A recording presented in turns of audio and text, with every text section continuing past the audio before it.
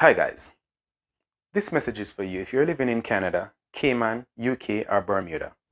One of my biggest challenge is making you understand what globalization has done to the shipping industry. Now, admittedly, we're living in a fast moving world where the internet is the base or the floor on which every business is transact. 50% of my customers are in Jamaica. They stay in their living room and do their shopping in US, Canada, or wherever. Send it to the account that they already have set up with us from our website, of course, where they're given a mailbox number. Send your package to our centralized warehouse in Florida, Fort Lauderdale, Florida, and we send it back home to them in Jamaica. Now, as you know, Fort Lauderdale, Florida is one of the closest shipping points to Jamaica from anywhere in the world.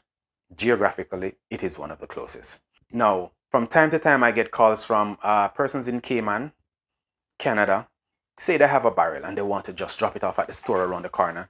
Unfortunately, we do not provide that service. And that is because of globalization. We are now in a place where you can do all your shopping, send it to us via the internet, and we get it done for you.